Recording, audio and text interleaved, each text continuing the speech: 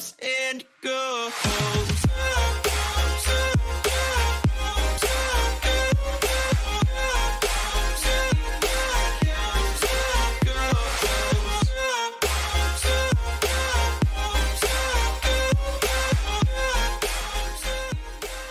Bismillahirrahmanirrahim. Assalamualaikum warahmatullahi wabarakatuh, teman-teman Inspira Frame. Sore hari ini semoga sehat semua. Jadi kita bisa mengulik inspirasi dari teman-teman di sekitar kita. Nah, sore hari ini kita kedatangan nih sahabat saya yang paling lama nih kita saling bertukar pengalaman soal bisnis. Oke, ini adalah Mbak Umi Nur Awaliana. Jadi ini bisa dipanggil Mbak Lia, bisa dipanggil Mbak Umi. Beliau adalah owner dari Soto Sumringah ya sekarang ya namanya ya. Kalau dulu ada Soto Kudus Sumringah, kalau sekarang Soto Sumringah. Seperti orangnya ini, kalau dibuka maskernya pasti dia udah ketawa terus ini. Tapi untung ada maskernya, jadi bisa agak serius. Oke, jadi sore hari ini teman-teman kita nanti mau ngobrol. Jadi kita ngobrol aja, ngobrol santai. Nggak usah serius-serius. Hidup kita sudah terlalu serius. Serius lah itu. Hidup kita sudah terlalu berat. Kita ngobrol yang ringan-ringan aja. Oke, sore hari ini jadi saya mau berbagi nih inspirasi sama teman-teman. Mbak Umi Nur Awaliana ini, jadi Mbak Lia ini dulu adalah seorang dosen. Cita-citanya dari kecil adalah menjadi seorang pengajar.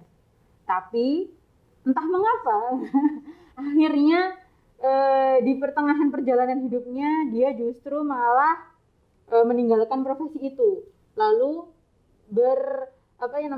mempunyai keinginan untuk usaha sendiri, yaitu usaha Soto Kudus Sumringah. Nah, kita tanya-tanya yuk, sebenarnya apa sih Mbak dulu tuh motivasinya dengan itu meninggalkan profesi yang sangat dicintai gitu.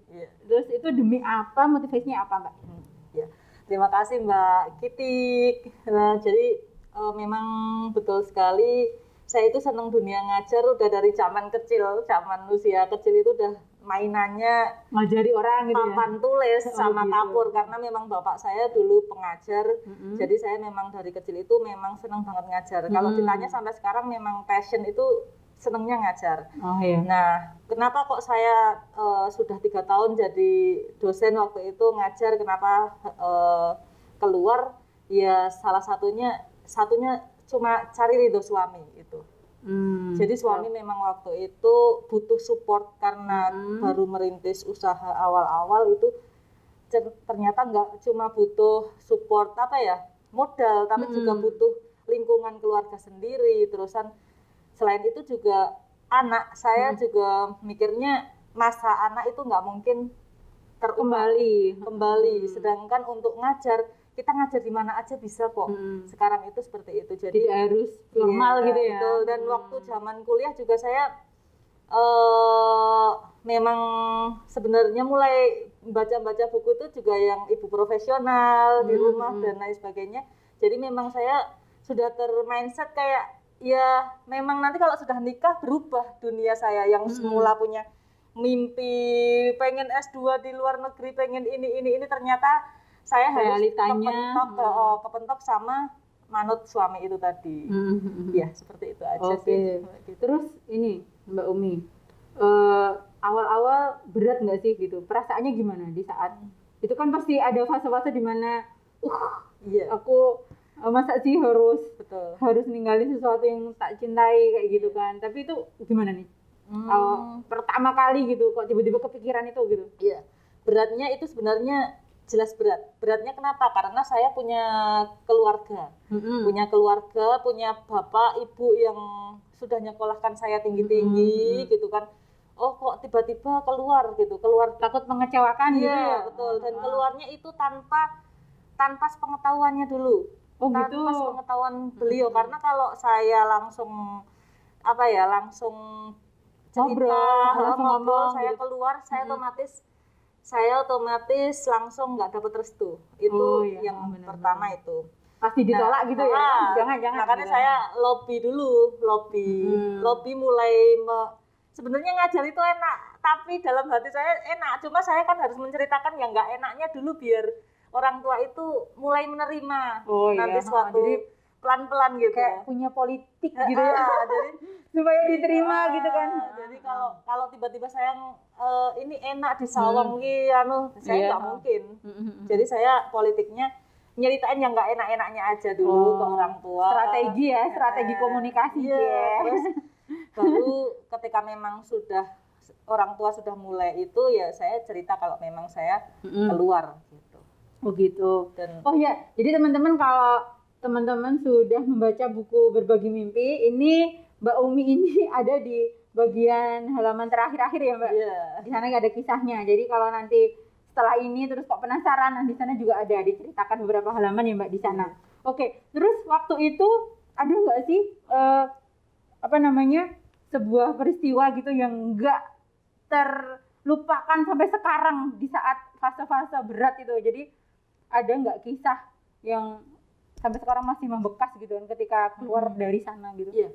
Jadi memang waktu keluar dari kampus itu memang saya sama pimpinan saya diginiin, beneran kamu mau keluar mau jualan soto gitu kan? Iya Bu gitu, sambil saya bawa kartu nama waktu itu. Nah karena memang sudah mulai ada usaha waktu itu, ada soto Sumringah tapi masih benar-benar merintis awal, yang benar-benar luar biasa beratnya. Jadi penghasilan juga otomatis ketika saya keluar kan nggak ada ya, karena suami udah usaha dan usaha awal-awal itu ya kadang buka, kadang nggak buka.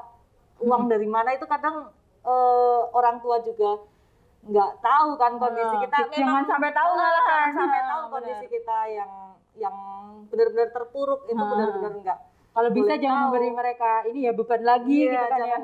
Kasih beban tapi kasih mereka kebahagiaan kayak gitu. Benar. Nah, terus menceritakan yang baik-baik aja gitu. Yang baik-baik aja supaya jadi doa kan kayak gitu. Benar. Nah, terus di awal-awal merintis saya keluar itu kan awal-awal merintis soto itu kita benar-benar saya ingat itu nangisnya 3 kali. Benar-benar down, usaha itu benar-benar luar biasa. 3 kali. Itu yang nangis besar ini, belum yang kecil-kecil.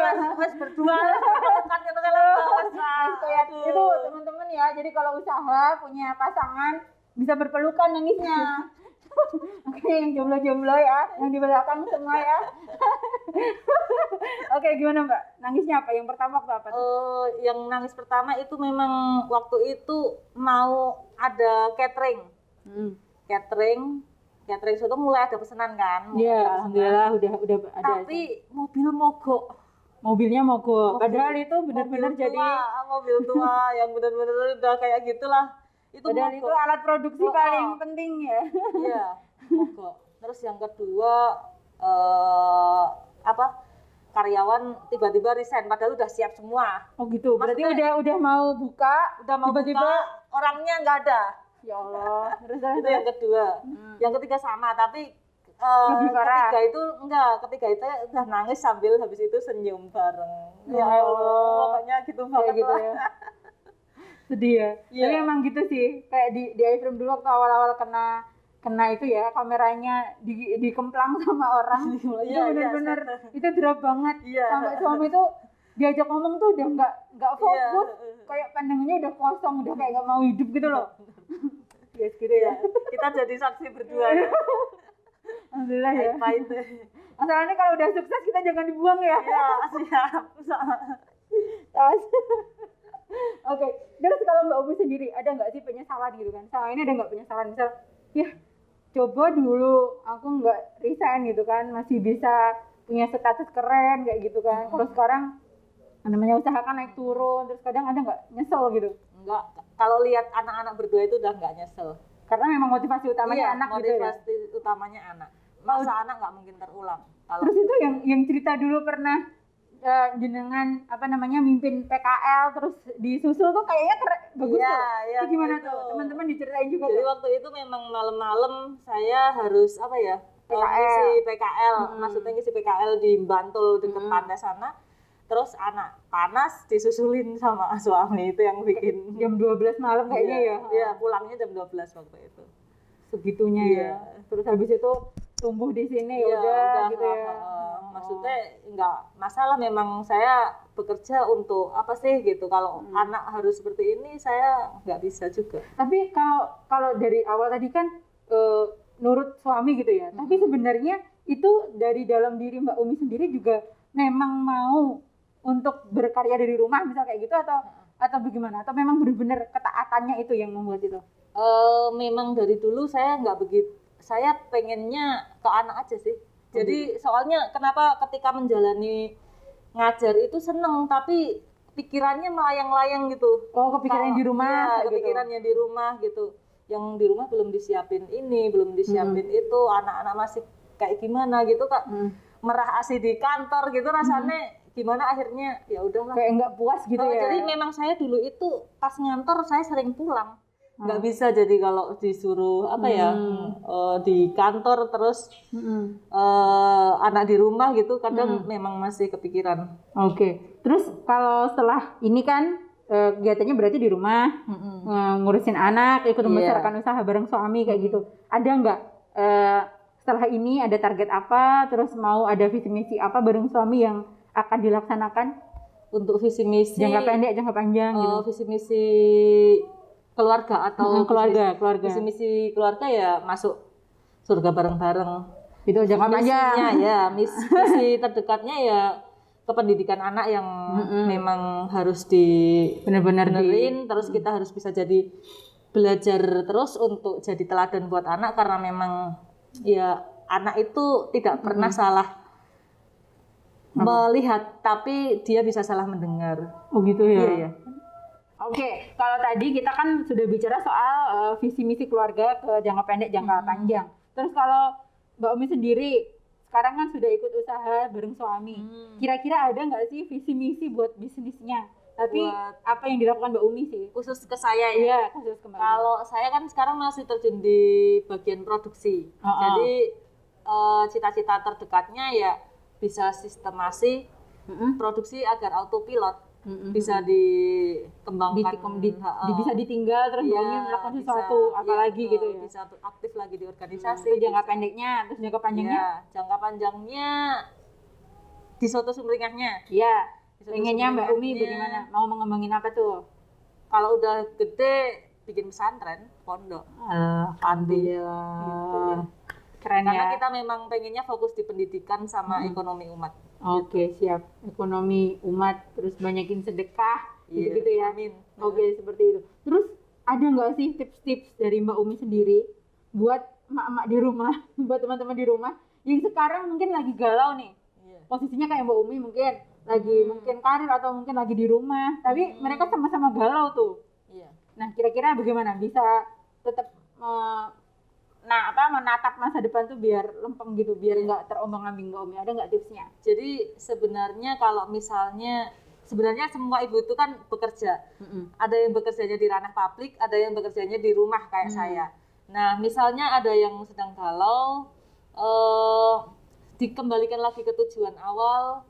Visi misi pernikahan, visi misi keluarga harus disamakan. Jadi ketika visi misi keluarga itu sudah sama, sudah mantap, insya Allah kegalauan itu akan hilang. Kalau misalnya masih pengen di ranah publik, ya bagaimana disinkronkan dengan visi misi keluarganya agar tetap jalan semua, itu pasti bisa. Kerjasama dengan suami yang baik, kemudian anak-anaknya nanti bagaimanakan, itu pasti ada. Bisa kompromi bareng ya. Bisa kompromi. Termasuk yang di rumah juga biar tetap produktif. Di luar itu harus bagaimana, itu juga bisa dirembuk kalau udah visi misinya satu gitu. Oke, visi misi lagi berarti ya. Oke, siap. Terima kasih Mbak Umi atas kehadirannya. Sama-sama malam hari ini. Sayang materno. Udah diundang. Boleh dibuka sebentar tuh wajahnya Mbak Umi sebenarnya kayak apa sih? Aku tak agak kesini. Jerawat. Nah, udah ya. Jadi kalau di jalan ketemu sama Mbak Umi, jangan lupa ya mampir ke sotonya. Sotonya tuh seger banget, enak buat sarapan, dan insya Allah halalan thayyibah. Amin. Oke, terima kasih sahabat Inspiraframe. Beginilah kita mengulik kisah-kisah inspiratif dari sekitar kita dan lingkungan kita dan dari teman-teman terdekat kita. Semoga bermanfaat. Wassalamualaikum warahmatullahi wabarakatuh.